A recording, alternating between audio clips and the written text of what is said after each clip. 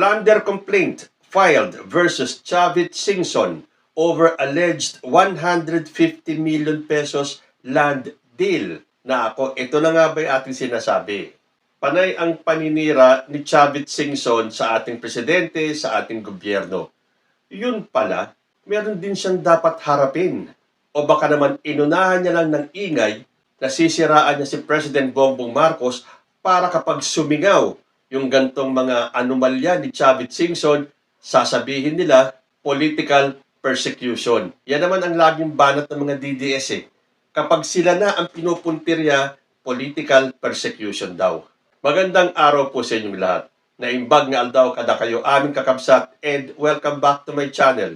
Balita sa The World Tonight, pinangunahan ni Attorney Estelita Cordero ang paghahain ng reklamo sa Office of the Ombudsman laban kay Singson na nooy nakaupo bilang alkalde ng Darbacan sa 99,975 square meter na lupain mula sa gobyerno sa halagang 149 million pesos, bagamat ang zonal value di umano nito ay nasa 49 million pesos lang. Ang naturang lupain ay pinagtayuan ng Your Little Santorini Resort na aprobado di umano ng nooy Philippine Tourism Authority General Manager na si Robert Dean Barbers, na kabilang din sa inireklamo sa Ombudsman.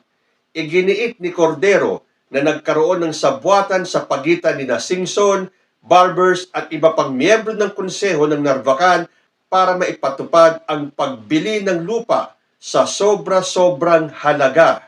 Ang tanong, sumabit na kaya si Chavit?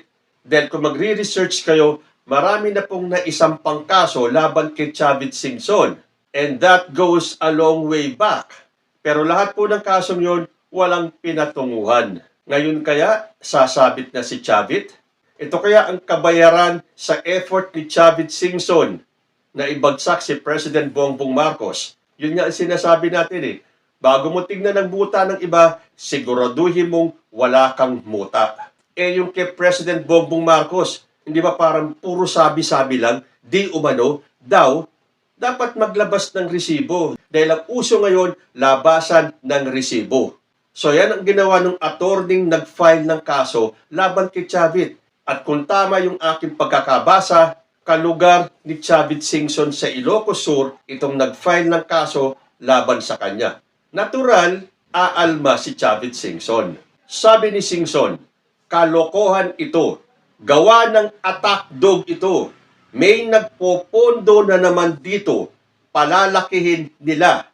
Doon pa lang sa pahayag ni Singson ito, para magteka muna, hindi ba dapat sa kanila itinutuon itong statement na to?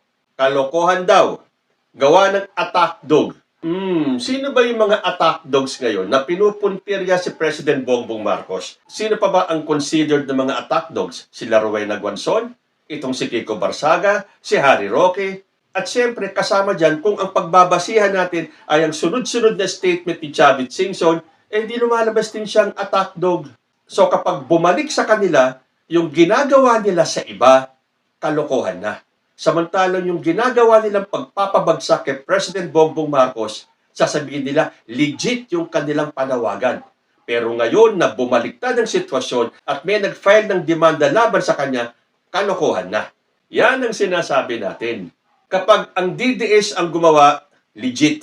Pero subukan yung ibalik sa kanila, yung ginagawa nila, sasabihin nila, kalokohan. Gawa ng mga attack dogs. At may nagpopondo na naman dito, palalakihin nila. Yun ang reaksyon ni dating Narvacan Ilocos Sur Mayor Chavit Singson sa inihaing plunder at graft complaints laban sa kanya. May nagpopondo na naman daw doon sa nag-file ng plunder and graft case laban sa kanya. Nagpopondo. Eh di ba ang dami mga kwento-kwento dyan na yung mga nakaraang mga rally ay pinopondohan ng kung sino-sino, ng mga kilalang personalidad na gustong guluhin ang ating bansa para pabagsakin si President Bongbong Marcos at iyo po si Sara Duterte. Akala ko ba malakas ang Sara Duterte ninyo? Bakit hindi nyo patunayan yan sa 2028? Atat na atat kayo eh. Hindi naman kayo nagtatagumpay. O ngayon, buweltahan kayo ng karma. Kayo ngayon ang irereklamo. Sasabihin nyo, may nagpopondo. Well, sa bagay, it takes one to know one. Inireklamo ng grupong warriors tinarbakan dahil pinagkakakitaan umano niya ang lupa sa munisipalidad. Ayon sa grupo, pinalabas umano ni Singson na nabili niya ito sa halos 150 million pesos kahit ang actual na halaga lang nito ay humigit kumulang 50 million pesos. Pero ang pagtatanggol ni Chavit Singson, another diversionary tactic, another paninira. Walang katotohanan po yan. Bakit kaya ganun ano? Kapag sila ang nanira, wagas. Walang katapusan, walang preno.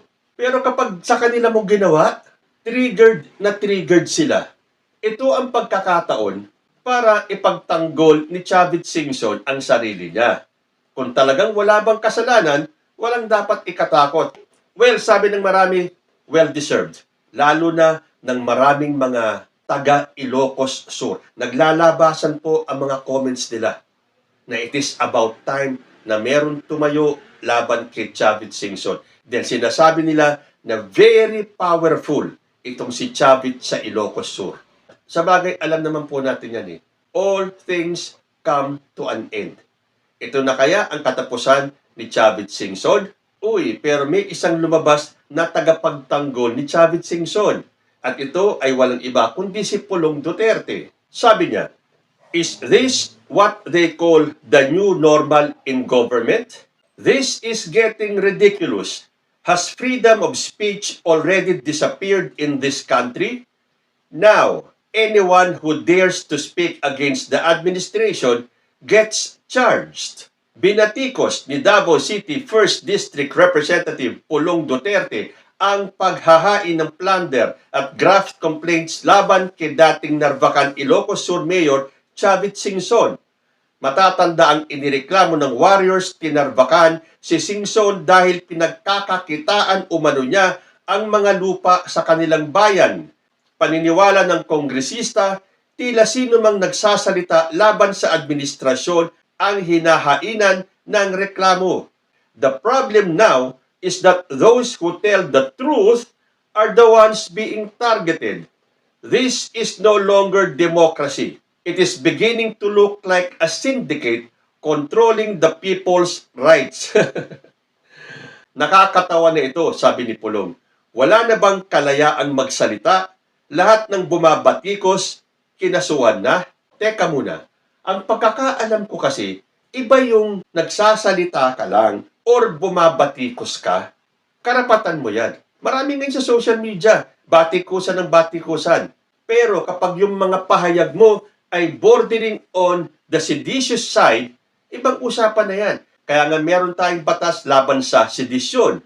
Para kapag sumobra naman yung nagsasalita, hindi na po yun sakop ng freedom of speech. Dahil lagi po nating sinasabi at alam po nating lahat na freedom of speech is not absolute. So para sabihin ni Pulong na has freedom of speech already disappeared in this country, na anyone who dares to speak against the administration gets charged, ipagpalagay na natin na ganun. Paano ba naman hindi kayo kakasuhan? Kung sobra-sobra naman ang paninira ninyo, sobra-sobra naman yung inyong mga statement na talagang bordering na on sedition, naghihikayat na kayo ng militar, ng taong bayan, ng mga estudyante na mag-aklas, manggulo, at ibagsak ang gobyernong ito, anong tawag mo doon? Freedom of speech pa ba yun? Sa bagay ganun po talaga. Depende po yan kung saan kayong panig nandoon. So okay lang yan. Kung walang kasalanan, walang dapat ikatakot. At ang uso ngayon, hindi lang basta makapagsalita ka o makapanira ka, pero kung wala ka namang maipapakitang ebidensya, fake news ka lang. Hindi na po mauuto ang taong bayan. But again, tulad ng sinasabi ko, conforme po ang paniniwala ng tao kung nasaan panig siya. Ang maganda po dito, idaan po natin lahat sa batas. Hindi po pwede yung trial by publicity dahil napakadaling magbintang. At kung madaling magbintang, madali din magkaso. So kung sigurado kayo na meron kayong lahat ng papeles, ng resibo, ng ebidensya, kasuhan ninyo. Ang ginagawa ng mga DDS, putak ng putak, wala namang kasamang mga ebidensya, wala namang resibo. So ano yun? Puro paninira lang. Ngayon, sa ginagawa niyong paninira kay President Bongbong Marcos at sa administrasyon na to, balik lang po sa inyo yan. Kumbaga, giving you a dose or a taste of your own medicine. So, kung walang tinatago si Chavit Singson, harapin niya yung kasong yan. At kasabay po ng paghahain ng demanda kay Chavit Singson na plunder and graft, may isang grupo din ang nagsumiti ng sulat sa ombudsman. At ito naman ay laban kay Vice President Sara Duterte. Ayon po dito sa balita, probe VP Sara's 625 million pesos confidential fund use.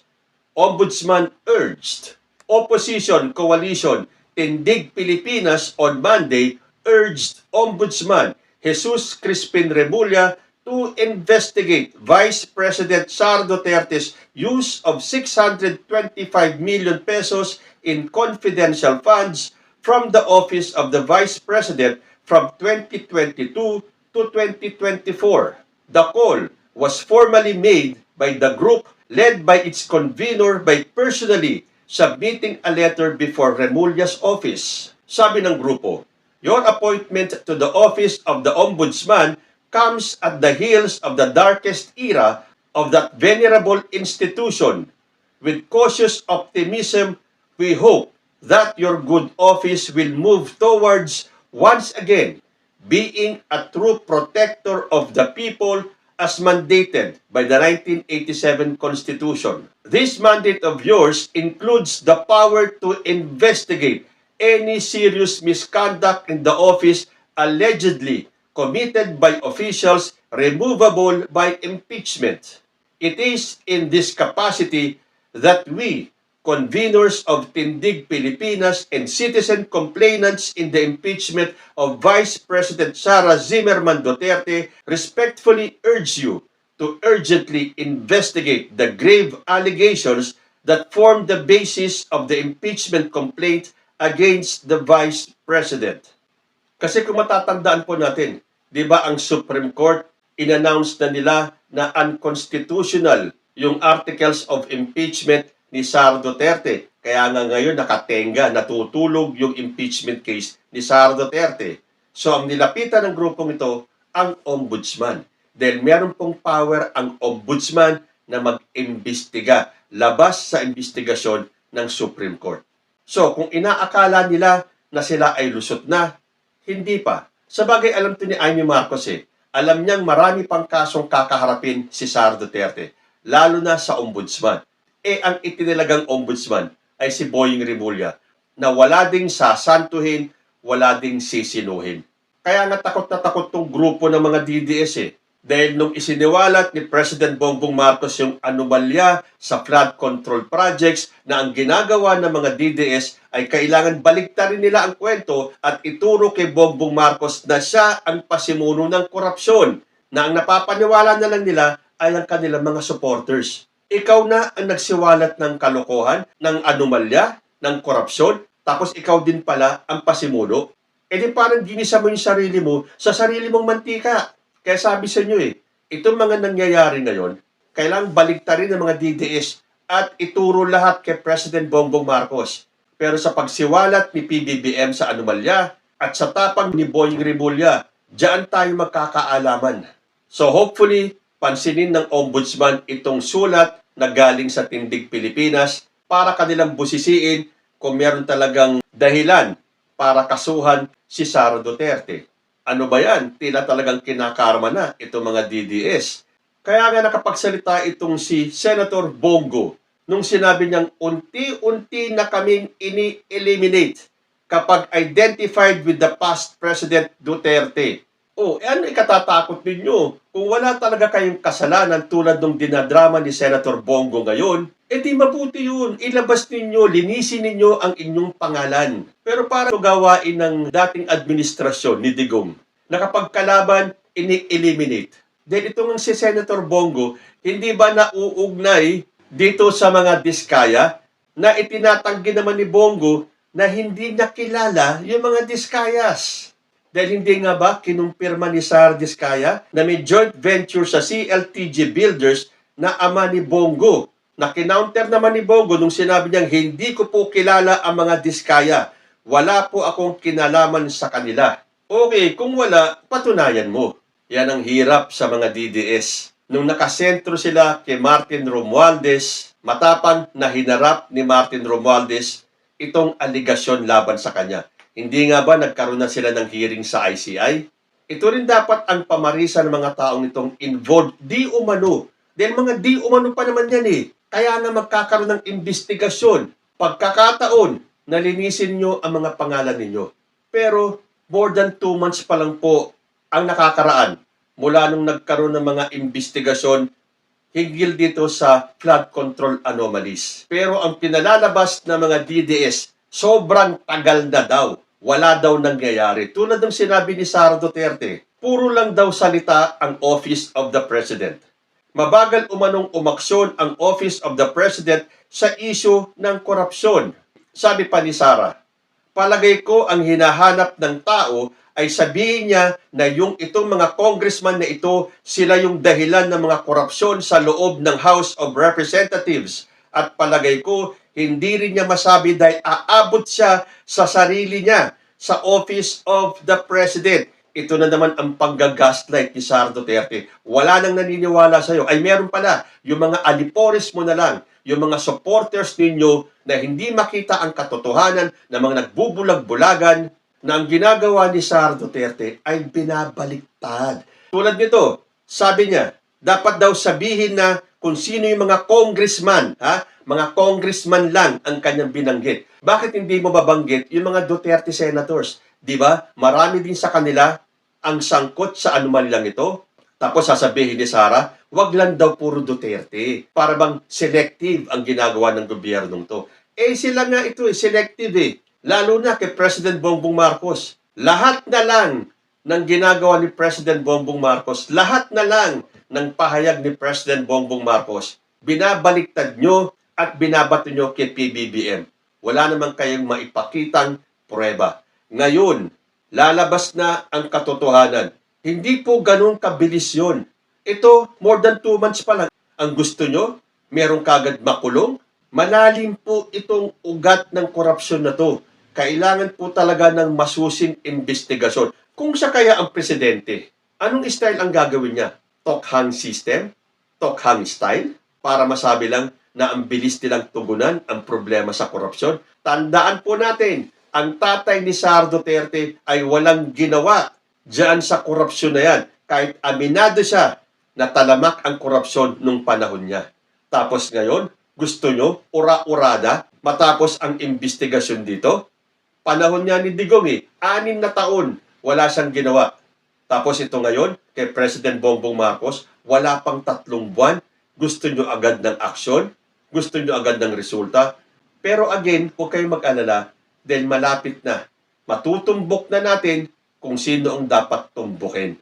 So kung sinasabi ni Bongo na isa-isa na daw ini-eliminate sila, baka naman kasi nagkataon na marami sa inyo ang sangkot sa korupsyon. Kayo po, ano ang masasabi ninyo? Iniisa-isa nga ba ng gobyerno ni PBBM na ma-eliminate itong mga kakampi ni dating President Rodrigo Duterte? Comment lang po down below and I will see you in my next video. Diyos, ti Agnina.